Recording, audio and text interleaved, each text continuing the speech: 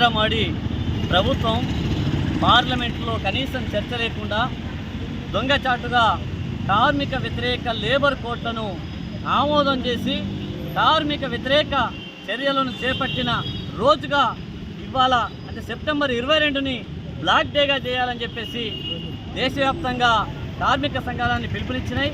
ఈ నేపథ్యంలో ఈరోజు సెప్టెంబర్ 23 నాడు నిజామాబాద్ జిల్లా కేంద్రంలో కార్మిక సంఘాలుగా ఇవాళ ధర్నా చౌరస్తాలో ఈ ఏదైతే 4 లేబర్ కోడ్లు ఉన్నావో కార్మిక వ్యతిరేక 4 లేబర్ కోడ్లను దగ్ధం చేయడం జరిగింది. ఈ సందర్భంగా మేము మోడీ ప్రభుత్వాన్ని ప్రధానంగా మేము డిమాండ్ చేస్తూ ఉన్నాం. ఎన్నో ఏళ్లుగా 100 ఏళ్ల చరిత్ర ఉన్నది కార్మిక హక్కులు సాధించుకోవడానికి. ఈ 100 ఏళ్లుగా కార్మికులు పోరాడి సాధించుకున్నటువంటి ఈ హక్కుల్ని మోడీ ప్రభుత్వం మెజార్టీ ఉందని చెప్పేసి కార్మిక వ్యతిరేకులుగా కార్పొరేట్ కంపెనీలకు వత్తాసు పలుకుతూ కార్మిక చట్టాలను రద్దు చేస్తూ ఇలా కార్మిక కోడ్లను తీసుకొచ్చింది. దీన్ని మేము సీరియస్గా నిరసిస్తూ ఉన్నాం. వెంటనే కార్మిక వ్యతిరేక 4 లేబర్ కోడ్లను వెనక్కి తీసుకోవాలని చెప్పేసి ఈ సందర్భంగా డిమాండ్ చేస్తూ ఉన్నాం.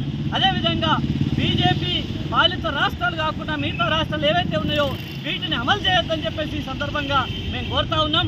అదేవిధంగా మోడీ ప్రభుత్వం ఈ చట్టాలను రద్దు చేసుకోకపోతే దేశవ్యాప్తంగా కార్మికులను కూడగొట్టి ఈ ప్రభుత్వానికి తగిన గుణపాఠం చెప్తామని చెప్పేసి ఈ సందర్భంగా మేము ఐఎఫ్టీయుగా అదేవిధంగా ఐక్య కార్యాచరణ కమిటీగా మేము ఈ ప్రభుత్వానికి హెచ్చరిక చేస్తా ఉన్నాం.